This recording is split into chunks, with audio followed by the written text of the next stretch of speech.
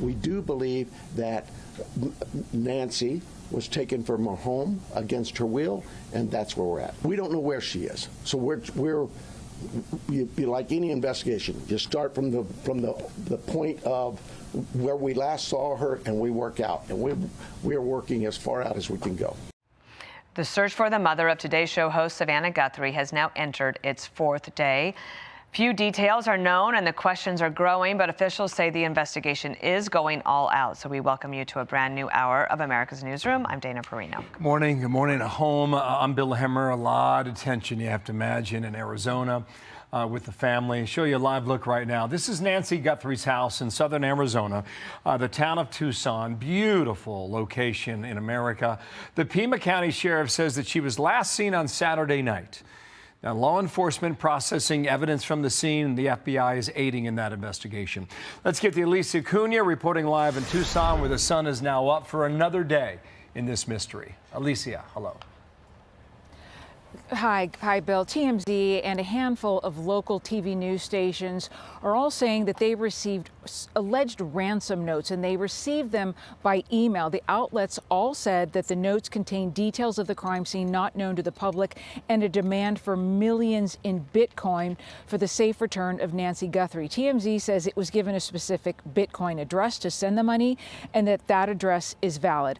All outlets say they turned the emails over to law enforcement. The sheriff was asked about the notes in a news conference. All leads we have. That's all I can tell you. We have a team designated to deal with all of our leads. They're looking into all of that. We are sharing all of our leads with the FBI. They are helping us in evaluating those leads, how good they are, where that priority should be. Late in the afternoon yesterday, we saw the Pima County Sheriff's helicopter return to the Guthrie home. They spent between 30 minutes to an hour hovering over specific areas and retracing a flight pattern back to the main road and back. It caught everyone's attention out here because this came after the sheriff told reporters at that news conference that investigators had processed the crime scene in and outside the home, and the scene is now clear and that they had handed it over to the family. The New York Post is reporting that the FBI spent about 2 hours at the home of Savannah Guthrie's sister Annie, and that the Today Show host was also present.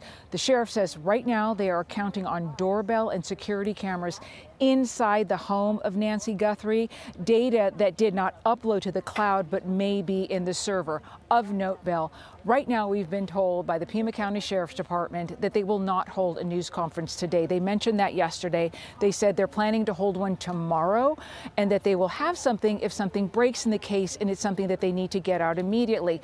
This is a shift in the way that they have been communicating us up until now. So we are awaiting details, but no news conference. Bill? Okay, Elisa, is that her front door over your left shoulder? Yes, that is Nancy Guthrie's front door. Wow. Okay, yeah, Alicia, thank you. Go ahead. I just wanted to tell you, we had a member of our crew who went up there yesterday. They saw several droplets of blood. We don't know whose blood that is, and that there was a trail of blood that led out into the gravel area. The Sheriff's Department right now isn't commenting on that right now. Small comfort there. Alicia, thank you so much for that. Thank you, Dana. Joining us now is former FBI Supervisory Agent James Gagliano. It's so good to have you here. What do you make of what Alicia just reported, and especially the lack of any more information, apparently at least scheduled for today, from the Sheriff's Office? Yeah, Dana, sometimes I think when we're putting information out from a law enforcement perspective, less is more. Clearly, this is an unusual case, as the president has described. I'm surprised by a couple of things. One, why did they release the crime scene so soon? You still had the blood spatter on the front porch. I feel like they should have kept that under wraps a little while longer. Number two, we're struggling here because we're used to Manhattan cases where every inch of the city is covered in surveillance cameras.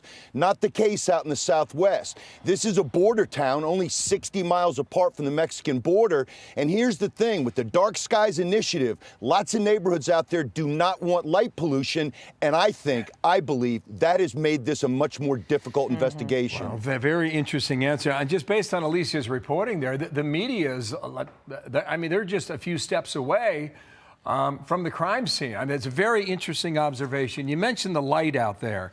Go ahead. And this is a neighbor who lives there as well. Listen to how they describe it.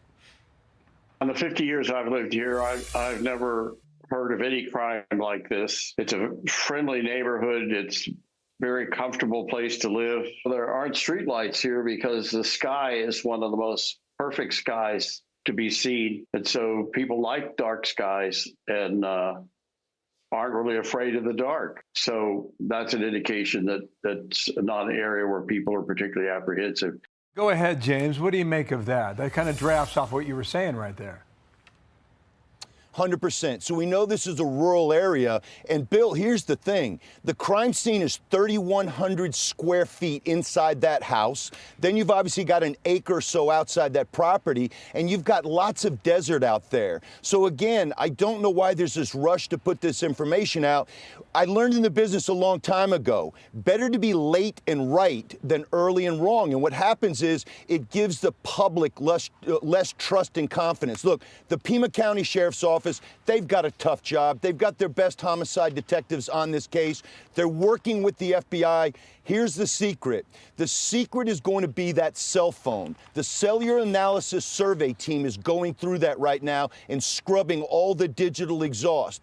That is going to be huge. Two other things they need to do. One, take a look at anybody that might have come into Miss Guthrie's life at any point in time across the last month. Somebody who changed the windows out, somebody that cleaned the pool. And lastly, and Bill, this is something I have not heard talked about, check on releases from local prisons and federal penitentiaries in the area to see if anybody with this type of MO might have been released soon. Those are just leads, but those are good ones. So I just got this from Jonathan Hunt, who's working the store. I'll just go ahead and read it to you, okay? The sheriff, right, Alicia said he's not going to have a press conference until tomorrow. He just put out a statement on the Nancy Guthrie investigation. James, here it is.